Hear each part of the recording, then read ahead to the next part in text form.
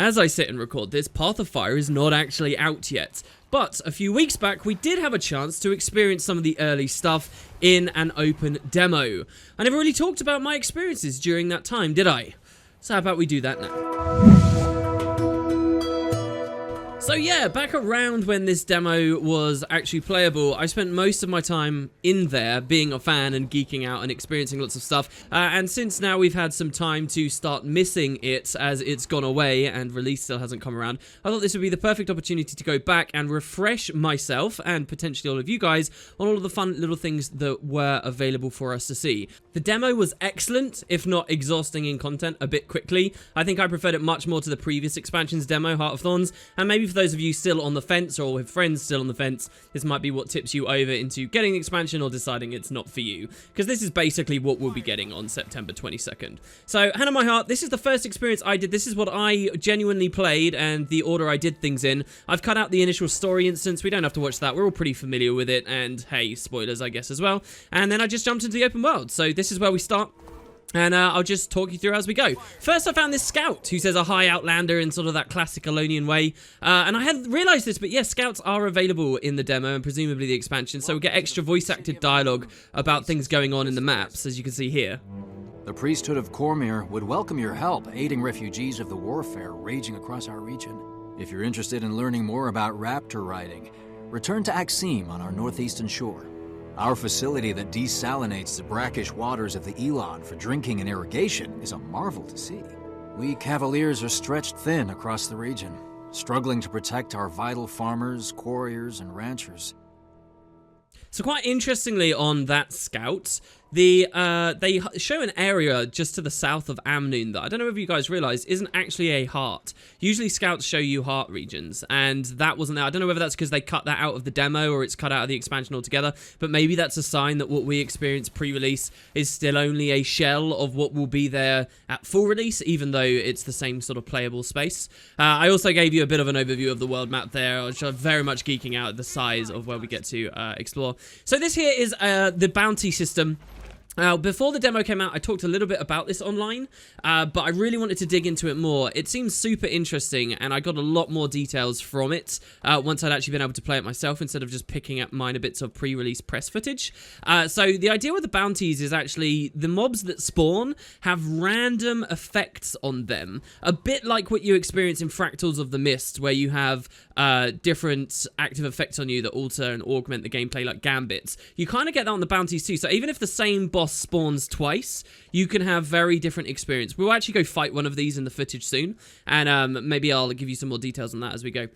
Yeah, so here we've got this Order of Shadows agent who also talks to us about this idea of legendary bounties, and these are super dangerous varieties of enemies we can fight, and there's one of those in this demo. It was the legendary Choya, who I think I fight really early. I think that's one of the first things I did. So here's the Cavaliers Station. The Amnoon Cavaliers Station. I kind of think of this as being a bit like in Core Guild Wars 2, where we have the Lion's Road, and you could sort of see how the Lion Guard patrol the roads and sort of keep the peace. I'm guessing the Cavaliers are sort of the Alolan equivalent, and they're up here in the Crystal Desert as well. Get all this amazing environment art and different things on the shelves that you can look at. I think we talked about this before. There's a cat on the surface and so on, and these lovely prisons. I don't know whether they will use this in this story at some point. That would be very fun. But for now, I guess I found it entertaining to just type /sleep and rock out down there. The thing floating on my character as well, by the way, guys, if you're wondering, is just a silly cosmetic thing to do with Living World Season 1 that has got nothing to do with the expansion. You don't have to worry. But yeah, so that's the Cavalier Station. A little bit of a look at the bounties. I'm still a bit giddy and beside myself, I guess, is what I want to do in the desert right now.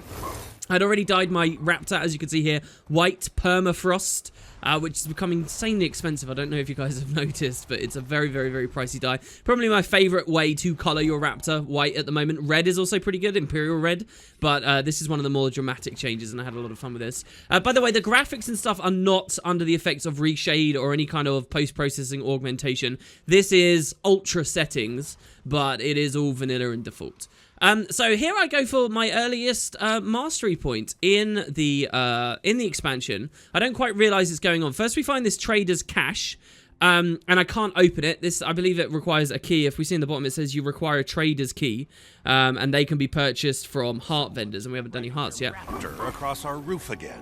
Probably trying to jump across to other rooftops. But here you'll see this guy tells us about raptors and jumping, and we get to exercise our regular non-trained raptor jump to nip across over onto this roof and get a mastery point. And I love the way the devs have designed that, because don't forget, that mastery point can now be spent on training the raptor and then getting experience to be able to jump further. So they make you jump a short distance on the raptor in order to learn how to jump a longer one a little bit later. And it was at this moment it really struck me that the mounts were so much more than just movement speed, and every bit as much as gliding and bouncing mushrooms and stuff, where this was going to be totally tied into our exploration of the new maps. And you see that you have experiences like this continuously. So yeah, these are the outskirts of the city a little bit. This is sort of where we were in the personal story as we enter, except now there's a prairie dog. I'd noticed these in pre-release press stuff, but I hadn't had a good look at them, so I decided to right there. They're very, very cute.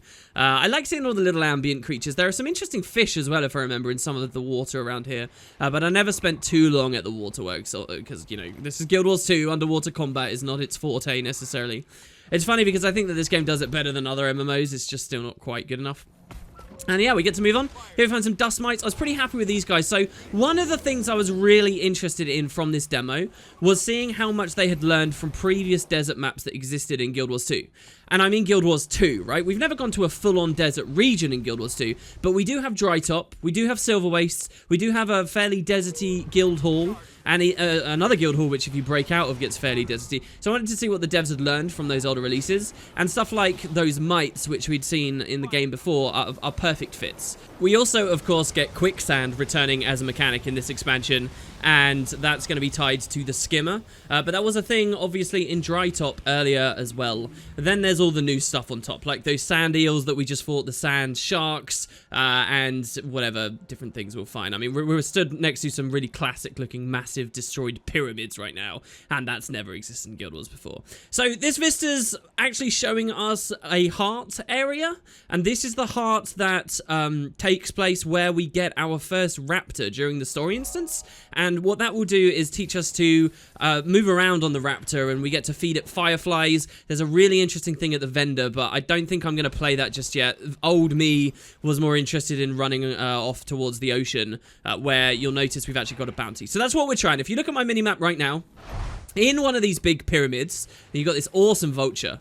I really regretted that the early press footage, none of us had properly looked at the vultures, so I wanted to take the time here. Some of these vultures will actually attack us as well. They'll be like angry, and they'll get attacked by a shark with these cool lift attacks where they launch you into the sky. But yeah, what we're actually trying to do is go into that pyramid nearby, and because that's supposedly there's an enemy called Baird Fang in there.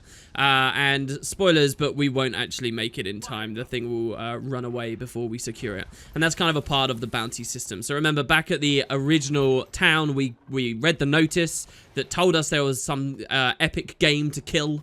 We're charging out there, and we're hoping to make it before any other players steal it from us, or the mob just migrates away or whatever. I do love the slopes and the fact we can genuinely climb on these pyramids. You can imagine when we get the second mount, the one that can jump very high, the Springer, that we'll actually find these kinds of places are even better to explore. If I didn't have Heart of Thorns, the old expansion, going to these bleached bones over here wouldn't be possible for me, because I wouldn't be able to glide, and I'd need the third mount or something. But as it stands, as a Heart of Thorns account, I get that benefit, which I find quite interesting. The fact that those are bleached bones, by the way, is so awesome. There's an achievement for collecting these, so they're hidden all around the map. You get loot and things, obviously, trade contracts. You get special new skins, that Alonian hammer there.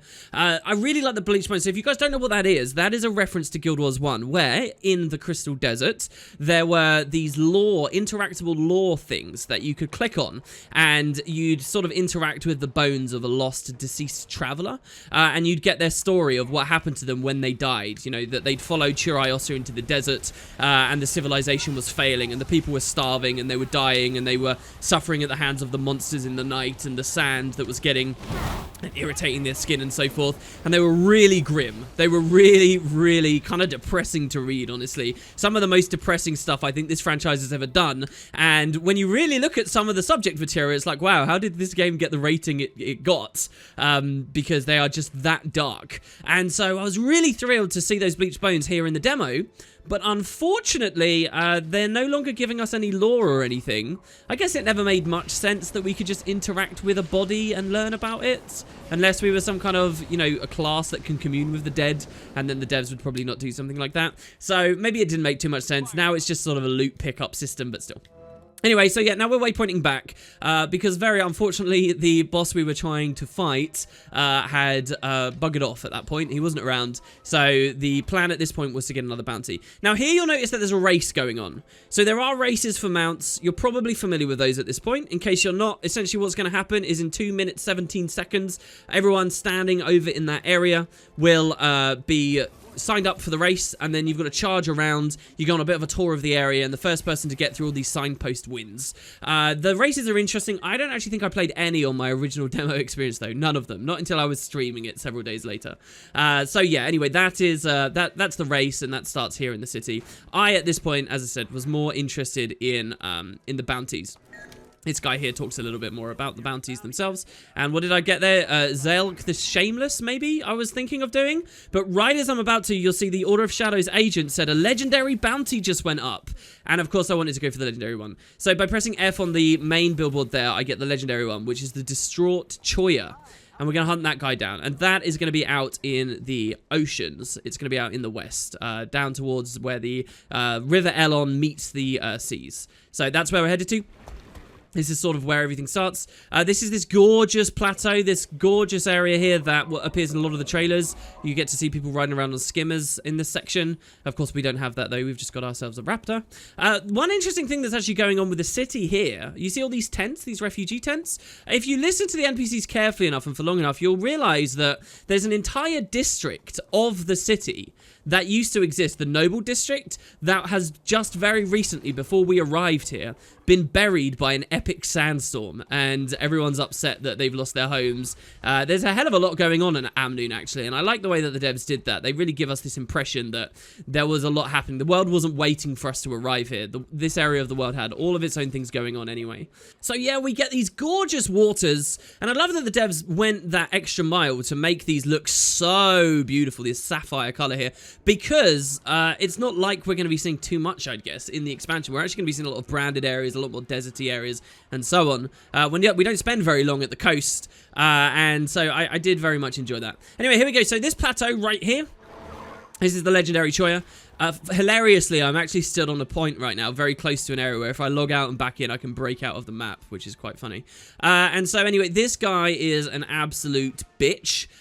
We, at this point, didn't know how difficult he would be to fight. We know that there's epic music going on, and it's all very scary. So I decided to quickly hot swap my gear. So I used the Bank Access Express. It was the demo, so we could use this. So I put on a support set of gear. Like full tank mode, basically. This is Minstrel's super boon supporty Ellie that I'm trying to run, and in this way I can just support anyone else who wants to do damage around me, and we'll pretty much guarantee the kill. So you'll see up in the top right, we've got 10 minutes to kill the Choya. The Choya actually spawned when we got to it, so I think the bounty system does a thing where you've got a certain amount of time to get to the area to proc the spawning of the boss, at which time then you've got a certain amount of time to kill it. But if nobody gets there initially to spawn it in the first place, it can also go away. I think that's the way that they're doing it. Anyway, a full build swap. What you're watching here is boring, and it's a testament to the game's need for build templates, baby. Maybe one day. All right, so you'll notice that the Choya has 3 active effects underneath it. These are its augments, its gambits, its changes. So every time you fight the Choya, a different selection of things might appear. And I'm not sure what all of them do just yet, but I can show you at least one. I can demonstrate at least one. So first of all, he does this roll attack. Crazy amounts of CC. You need heavy stability if you want to kill this guy comfortably, or you can choose to bug him out on that bush. Can you see? If you stand at the right place of that bush, the AI will sort of get tricked and it'll fail. So there you go. He's got Survivor. I don't know. We mouse over a few of them. You guys can pause the video if you want to see what his different active effects are. Interestingly, one of these active effects will actually spawn a chuck. So I talked recently about how we've got all these different expectations for Path of Fire and what it will add in terms of story and stuff. But there's a lot of space for curveballs too. there's an opportunity for them to surprise us and introduce things to this region of the world that are cool, but the player base just wouldn't anticipate. And I think this was my first experience of that. Like, there's a Chuck here. The Chuck I think of with Heart of Thorns and Tangled Depths and stuff. I don't think of the Chuck in the Crystal Desert, and yet there are a couple. And I think the story idea is that, you know, these enemies, these dangerous bounties, they're all going wild because of the magical influence that's all over the world these days in the current storylines. And so the Chuck are feeding on that, and they're sort of attached to the hip of some of these legendary creatures. So yeah, this is a huge fight, a truly, truly huge fight. You get the gist. He's a little bit annoying, I guess, but I think what the devs are really trying to do is encourage the player base to look at their skill bars and change what they've got. Like, I should put Armor of Earth on here. I should trait to give people stability on Earth Swap. Guardians should be putting Stab Out, Soul Beast Can, and so on, so on, so on. But I guess we will just skip ahead here so that you guys don't have to watch the whole goddamn thing. Breaking the Choya's break bar is super important as well. If you can consistently be doing that. Like, he's got this animation where he screams, and if you do a ton of damage at that and then break his break bar at the end and then do a ton of damage again, you can really get a lot of uptime. But there you go. So he explodes into this delicious, lovely fruit that I'd love to eat and sort of bury myself in. That sounds like it'd be very cool and refreshing in the middle of a desert. And we get some achievement progress. I think there's achievements to kill each type of bounty, and there's an achievement to kill each legendary one. Don't forget, we only get a little bit of the first map, and if bounties are in all of the maps, there could be a lot of interfacing with the system, and that would be something pretty interesting. The other thing I quite like about the platform we are on as well, by the way, is don't you guys think this would be great when we've got a skimmer? You probably wouldn't even have to jump to this platform. You'd just be able to move along. Here I'm looking at some loot I got, which is an Amnoon catalog thing. And I think it's just a junk item that we're supposed to sell, but it's a junk item with a lot of flavor on it and, you know, lore interest and stuff on it, which is much better than the Broken Claw style stuff we got back in 2012 and even with Heart of Thorns 2 before this. Moving back into the water, I was pretty interested in this Drake because I think that's a new model of Drake, kind of a crocodilian one. That is not a new Ranger pet, though, as far as I understand, which is totally a shame now that I see this guy because he looks so cool, very dinosauric. And again, another thing I wouldn't have quite expected. Moving back out of the water, you notice that we're actually in range of an event right now. So as we kill stuff in this event that takes place underwater, we get fish carcasses that this guy wants. I can't quite remember the reason for it. Maybe it's to lure enemies away or something. Here he's got this lovely fishing rod. Look a bit chewed on. About a little cleanup and no one will notice. The goddamn fishing rod. This was the first moment I was like, oh yeah, damn, Path of Fire didn't add fishing. These will fetch a nice price at market. When will we get fishing in Guild Wars 2? Perhaps in the future, but yeah, they haven't been scared to put events out in the water. They haven't been scared at all. You'll also notice I've got a special action hotkey down there. I believe that what that is, I'm not sure when I got that in the footage here, but I believe what that is if I press that button, it will lead me to hidden treasure, and it will allow me to open stashes and things, which is a mechanic that will be quite new to a lot of you guys probably, but has existed in the game quite recently. I think they first started doing it with the Flashpoint release at Draconis Mons, where there was something similar that you could play with. So it will lead you gradually over there, and I think it's a fun system, a nice way for them to be using special action hotkeys. I was a little disappointed when they first started doing permanent action hotkeys like this, because I always thought special actions would be a great thing to put onto runes, and you could do a lot of interesting rune design, but now that that's going on, you kind of can't do both. But anyway, here you go. We finished this event, and we'll see what this NPC has to say. These waters are safe to fish again. Good fortune to you, my friend. Well, there we go. Lovely. I guess not every single event needs lots of lore, right? Then we get a small Cormyr icon. Cormyr is beloved throughout this region. Again, we've seen a lot of this, and there's lots of hints here. Can you see how much story they give us through items in the expansion? I feel like it has been upped a bit. But so, yeah, we hear that Cormyr is loved here in the Amnoon. And specifically all around Alona, I suppose, because, you know, she's a human that became a goddamn god, and in fairly recent history, 250 years, you know, within the context of the entire story, it's fairly recent. She did that pretty recently, and of course everyone's going to feel some kinship towards her. I would love to hear in the expansion if in some small way they think they've still been in contact with her somehow, or people have interpreted things and thought that that was signs from Cormyr, as opposed to the rest of the humans around Divinity's Reach and stuff that have, you know, totally lost their faith. Well, I suppose they've been at a crisis of faith. Some people still hold on to the gods, but, you know, it's a lot worse. Then we get that really interesting, like, slant sideways as I leapt off of that pyramid on the raptor. You get more of a feeling for the movement. I don't think any of the movement bugs have triggered just yet. But yeah, there I hop in place. There's one thing, a bit of advice for you guys if you want to check this out when the expansion comes out. Make sure you bind a separate bind, and there's like a checkbox you need to hit in the options to allow you to individually jump versus use your special movement ability.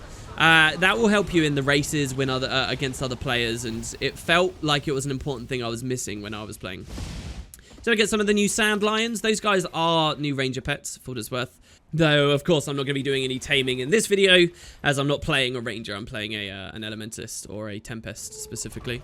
So, this part of the map, this was one of my first kind of shockers, that the map was not as big as I had originally thought. And I'm not saying that this is a small map, or that I'm disappointed in this map necessarily, but this was when I realized my interpretation of what the demo area was versus the actual map was way off from my early experiences playing this. This is the top left corner.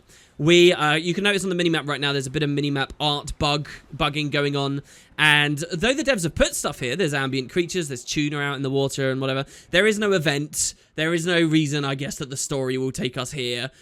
Maybe there's some hidden caches or something, but this is kind of the edge of the world. There's really not too much interesting. I got caught up at this point trying to climb around on this enormous pyramid, because the way that the devs have done stuff on this, it makes you feel like there's jumping puzzles everywhere, and I'll give you a good example of that in just a moment. Also, by the way, note how while mounted we can still special action. And what that does is that allows the devs to give us even like vague combat interactions and things while we're on mount back. You can see herding Dollyaks at one point later in the demo with whips. I think they're Dollyaks, at least you do. And you can do that from mount back. So that's another advantage that special action hotkeys have given the devs that make it just such a cool development. But like, look up here. We can climb up the side of this. Now, we do not have the jumping mount. So that makes the exploration here a lot harder than it should be. But, you know, they put vultures here. And it made me feel like, oh my god, there must be content. There must be something to do. Like, when we look around this corner, you're going to see more vultures. And it's like, oh, what if we can make that jump? What if we just need the skimmer to make this jump? Of course, as Heart of Thorns players, we can glide too. As such. But as far as I know, at this specific area, there isn't anything hidden. Now, there is a kind of hidden, massive jumping, extra bonus exploration chest that you can go for on one of the different pyramids sort of nearby here. But this specific area, I think that all that the devs have done is they've just filtered enemies and things everywhere, even in places that you'd never expect them to have done, just because we've got all this extra movement of freedom of movement. Sorry, I think that's something that's going to be very striking in this expansion. We just got so much opportunity. Here we can see full damage. I showed this very rarely, but check this out. So that is what it looks like to kill your mount. So if you jump off of somewhere high on a raptor, on a skimmer, anything. I guess maybe skimmer is totally immune to full damage, though I'm not entirely sure. But the raptor will actually die. The raptor will take the damage instead of you, and it will die, and you just have to remount it. There's no cooldown for killing your mount, and I wonder whether the devs could have done that. There's lots of little things in the mount system they could have done to explore it further. So like as a ranger, if your pet dies, you're punished by a longer cooldown. Maybe if we deliberately kill our mount, we should have a slightly longer cooldown to get back on. Not as any kind of gameplay mechanic that we really care about. You wouldn't want it to be too long of a cooldown because it'd get annoying. But maybe as a flavor consideration, so we feel bad about actually killing our mounts. But yeah, so that is true. And you'll notice while I'm mounted as well, I only have 7,000 health. That is my raptor's health. Again, another thing that I think the devs could have done a bit better while we're mounted, because that is a different health bar. That's our mount's health. I think maybe if they'd recolored or reshaped the health orb to really demonstrate that this is the mount's skill bar, this is the mount's capabilities. In fact, the entire structure of the skill bar down there, with the skill 1 appearing where our auto attack would and stuff, maybe all of that could have been changed. Maybe they could have gone a lot further, and it could have felt a lot cooler being on a mount and really changed the UI up a lot. I don't know, though. The devs always seem like they're scared to change the UI, and it's one of the bigger areas of spaghetti code. Anyway, so you'll notice immediately already, I've spent that mastery point we got earlier, and I've leveled a part of the raptor progression up. Now, to me, that's incredibly quick. My anticipation with this expansion is that we are not going to spend very long without all of our mount abilities at all. And I think that once again, just like with Heart of Thorns, a lot of that Metroidvania and that feeling of, if you're a kind of player that enjoys progression, if you're the kind of player that wants the gear grind, as many traditional MMO players are, I have a feeling that the mastery system once again is going to fail you, and it's going to be over in the blink of an eye, and being account bound, you're never going to be able to do it again. But for those of us who just want everything really, really quickly, I think the mount system is going to have us covered very, very fast because that first tier goes insanely quick. And the first tiers don't take long, admittedly. But even later, I think I got all the way up. I completely maxed it out by the time the demo was over. And it took me maybe 10 minutes of like genuine, oh, I want experience. 10 minutes. And for the hundreds of hours I'm anticipating getting out of this product, it's probably not that much, right? So in that room as well, you'll notice I got a cool bit of loot I did want to talk about. I got a moldy, half-digested boots or something. And if I remember correctly, in Guild Wars 1 Nightfall, a decade ago, which is sort of this region of the world when we got to go there last, or not this exact region of the world, but Ilona when we got to go there, I believe they did some loot like that back then as well, and maybe that's a reference? I'm not entirely sure. Anyway, so moving on from the pyramids, we're now at the first heart area. See how many you can catch together. You may need more training to reach the ones up higher. But no worries, we'll get there. And here we are told that raptors love fireflies. And that's the idea of this heart. This takes quite a long time to complete, honestly. To help you improve. But I think that every map will have something like this. It's all here just to give you an understanding and control over whatever mount you just got. So we just got the raptor for the first map, so we've got this. And yeah, as you wander around, you get to eat the nom nom nom up on these fireflies as you travel. I really like this style of heart. It's nothing like what a lot of the other hearts in Guild Wars 2 have been. It really has got that extra layer of polish to it. Here, again, we get another stash, and we get another one of the new skins. This is the Elonian Scepter here. And you'll notice underneath it says an upgraded version could be crafted using recipes. So I guess that means, like, the exotic version, but the skin will probably still be the same. But yeah, we got all this rigging and, like, jungle gym-style stuff, where clearly we got all these routes we can take our raptor on, and we can leap around grabbing as many fireflies as possible. So here there's a firefly in midair as we're supposed to make that jump. Now, you'll notice I didn't fully make that jump, and that's because we don't have the long-distance raptor leap just yet, but way later in the expansion we will get that, or not way later, in a couple of friggin' hours we'll have that, and then we'll be able to make all these extra things and get this heart even quicker. So I'm not sure for the heart itself there's really too much more interesting to show you guys, but an event does trigger in the area with some interesting ambient dialogue I'll let you listen to. In dire need of public housing. To build that, we need stone. In the absence of civic funding, I'm happy to announce that our friend Zalambour has stepped up to sponsor this project. Will he be providing us with hazard pay? His quarry is crawling with choya. Leave the choya to me. I'll protect you. Let's get to work and count ourselves fortunate that Balthazar's Forge don't seem to need stone for their war effort. And here we hear a little bit more about Balthazar's Forge. There, in case you were wondering what I was doing, I was trying to get onto that little pillar so that then I could leap further. Now, that technically would have been possible. All I had to do was leap off of my mount to land on the pillar, then remount once I was up there. But I was still a bit of a noob with how the mount works and the mount controls and what you can do with it at this point. So, yeah. Anyway, so we can leap around here. Something to put more spring in your mount. And there you just heard the NPC dialogue said, excellent jumps, here's something to put more spring in your mount. I have no idea why he says that, whether he was talking to my character or another character in the area, but he does have some very weird things going on with his inventory wares, which I've been really excited to show you all. I've been waiting a long time, so let's have a look here. This is me completing the heart. And he says, thank you again for your help at the farm. I don't like to say it often, but my sister was right. You're definitely worthy of your raptor. That's a reference to the personal story. And he says, if you're ever in the area again, feel like doing helping me again, then that's fine. Don't forget that hearts are daily now. So this is the first expansion we've got hearts back, and it's the first time we've got daily hearts. But check it out. There's a mount tab there. There's a tab that has nothing for sale in the demo. Presumably in the expansion itself it will. But there's a tab that says mounts. So what is going on there? There's also adventurer's goods, and these are all the hearts, and these are sort of some of the new mechanics where you can identify gear and you can play around. We've already talked a lot about that.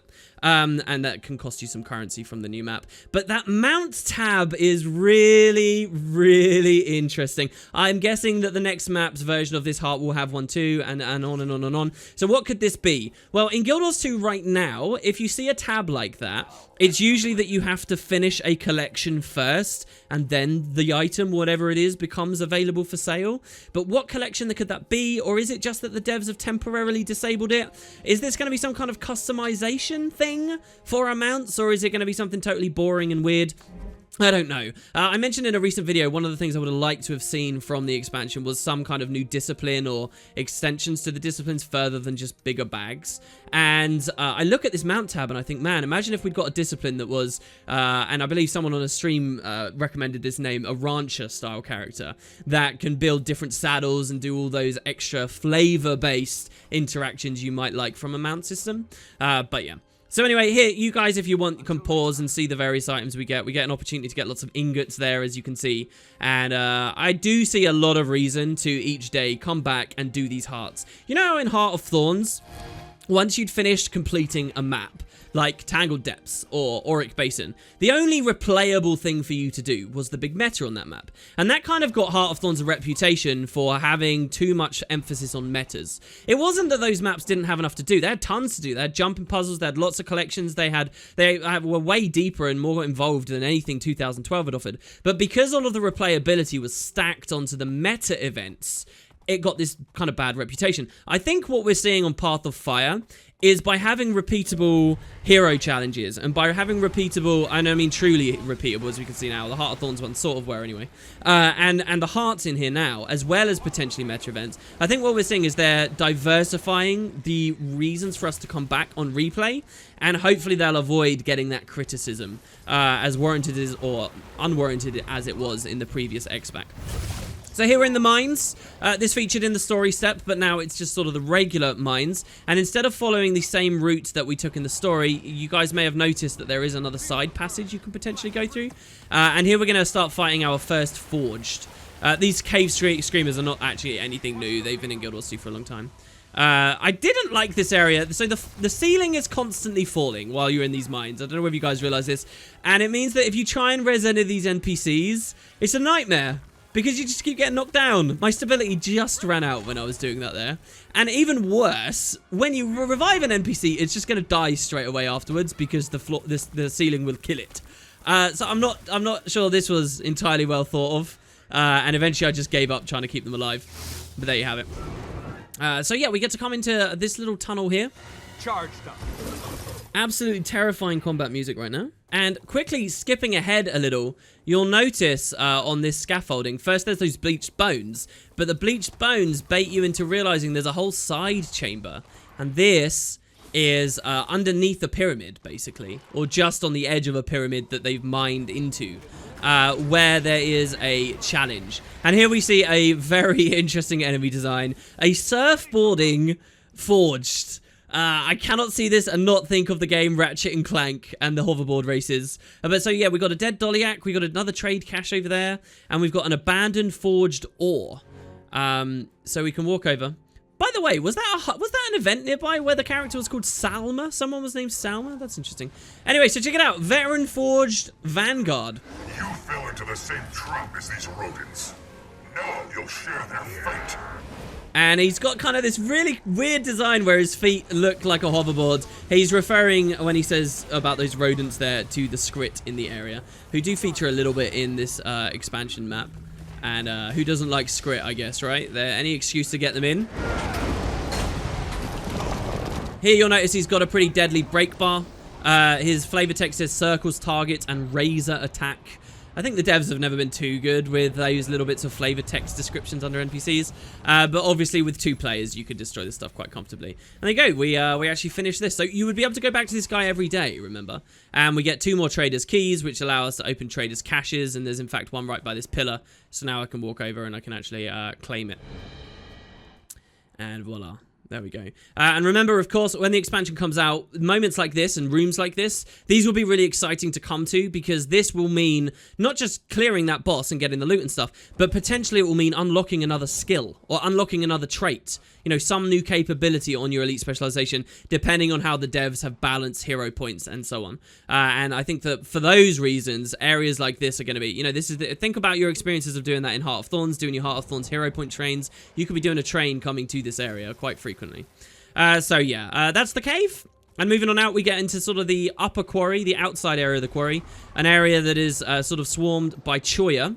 There's some interesting NPCs hiding on a platform high up, and this will give you a good feeling for the new vertical exploration that's here in the expansion.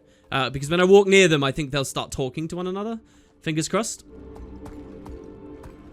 Come on, guys. You know you want to speak.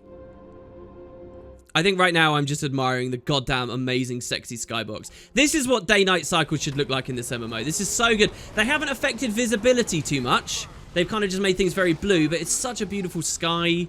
Oh, this is exactly what I want for day-night cycles. Everywhere in the game. You know, you look at some of the earlier places like Bloodtide Coast where you can't even tell the difference. So here you've also got Choya Pup off in the distance, who I think I'll be looking at is an ambient. As far as I can tell, it doesn't actually have a different model or anything. It's just a mini one. But he seems happy and boisterous and interesting and fun. And it's because of these guys that they... Oh, and he got killed. Brilliant. It's because of these guys that the trapped quarriers are up there hiding on that rock. And presumably, once we get the second mount, you'll just be able to jump up to them. Or once we get the second mount and train it a bit, we'll be able to just climb up and see what we think. As well, look at this plateau in front of us where you've got that dead tree up there. That also, eventually, we'll just be able to leap up and enjoy. From where I'm currently stood, if I want to climb back up the quarry, we'll be able to leap up and enjoy. There are events that can trigger in the quarry, and I think I'm looking at one here. Yeah, Salima, not Salma, sorry. Salima here. And I almost want to do this event, but we decided to go explore elsewhere and check out some of the quicksand areas and the hero point that is there. So I guess I'll leave this video here. I'll do another part, guys, where we continue along with the demo. The next video will be a lot longer, but if you've enjoyed this, please do let me know. The second part will be the rest of my initial experience in the demo, and we'll get to a lot more of the fun things, and especially Guild Wars 1 references and teleporters. Should be good. If you missed the convention, hopefully this has been somewhat entertaining to you, and I'll see you guys next time.